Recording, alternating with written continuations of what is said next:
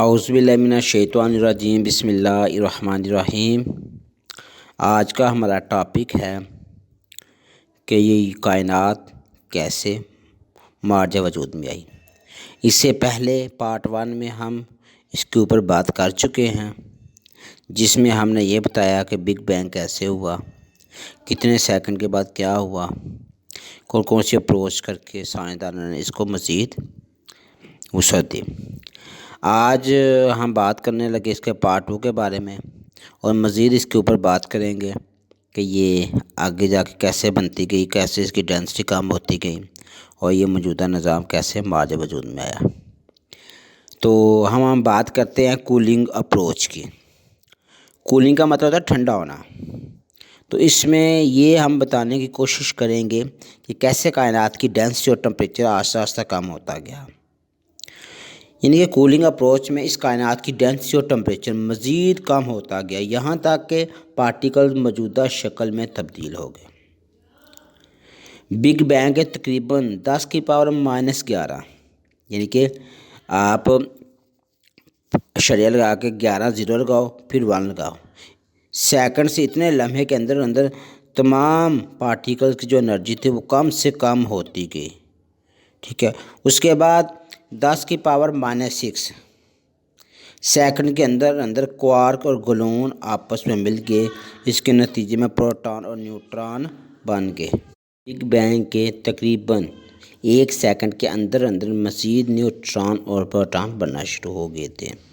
Big bang ہونے کے چند منٹس کے اندر اندر نیوکلیو سینتھسس کا عمل شروع ہو گیا تھا، یعنی کہ بگ بینگ ہونے کے چند منٹ کے اندر اندر نیوکلیو سینتھسس کا عمل شروع ہو گیا تھا، اور ٹمپریچر مزید کم ہو کر 1 بلین کیلون رہ گیا تھا، اور ڈینسٹی ہوا کے برابر ہو گئی تھی۔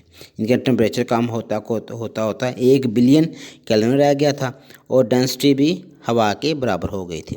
نیوٹران اور پروٹون نے مل کر اس کائنات کا پہلا ہائیڈروجن، جس کا سٹیبل آئسوٹوپس ڈیوٹرینیم اور ہیلیم بنا دیا، یعنی کہ جب بگ بینگ ہوا اس کے چند سیکنڈ کے اندر اندر نیوکلیو سینتھسس کا عمل شروع ہوا، اور ٹمپریچر کم ہوتے 1 بلین کیلون تک رہ گیا، اور جو ڈینسٹی تھی وہ بھی کم ہوتے ہوا کے برابر ہو گئی۔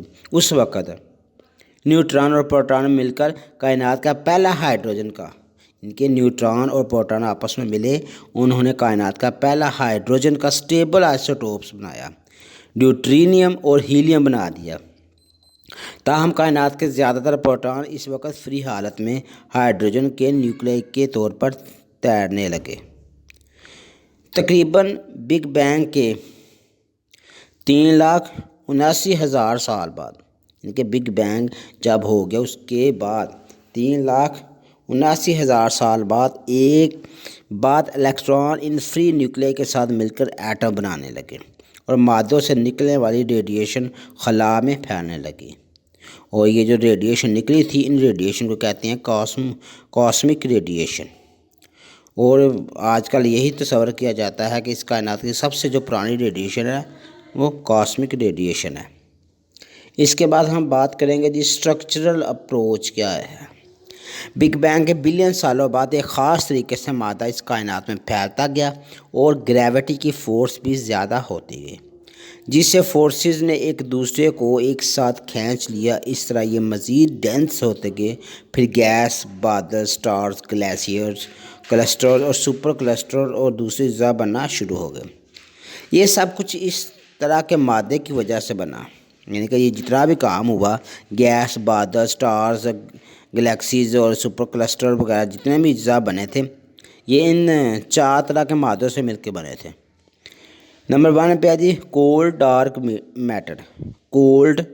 میٹر، نمبر 2 پہ آتا ہے وارم ڈارک میٹر، اور نمبر 3 پہ آتا ہے ہاٹ ڈارک میٹر، اور نمبر 4 پہ ہم بات کرتے ہیں بائرونک میٹر۔ اور یہ بھی کہا جاتا ہے کہ اس کائنات کا تقریباً 23% حصہ، یعنی کہ کائنات کا 23% حصہ کولڈ ڈارک میٹر سے بنا ہوا ہے، اور 4.6% حصہ بائرونک میٹر سے بنا ہوا ہے۔ تو اس طریقے سے یہ کائنات مارج وجود میں آئے۔ یہ تھا سائنسدانوں کا نظریہ۔ اس کے علاوہ ہم جانتے ہیں کہ ہر چیز کا خالق، مالک، رازق صرف اللہ تعالیٰ کی ذات ہے۔ یہ کائنات اور اس میں موجود ہر چیز اللہ تعالیٰ کی بنائی ہوئی ہے، جس کا کوئی ثانی نہیں۔ یہ تھی جی سائنس کے مطابق اس کائنات مارج میں وجود میں کیسے آئی۔ امید کرتا ہوں یہ میری کاوش آپ کو پسند آئے گی۔ پلیز میرے چینل کو لائک، شیئر اور سبسکرائب کر دیں تاکہ ہر نئی آنے والی ویڈیو آپ تک پہنچ سکے۔ شکریہ۔ پاکستان زندہ باد۔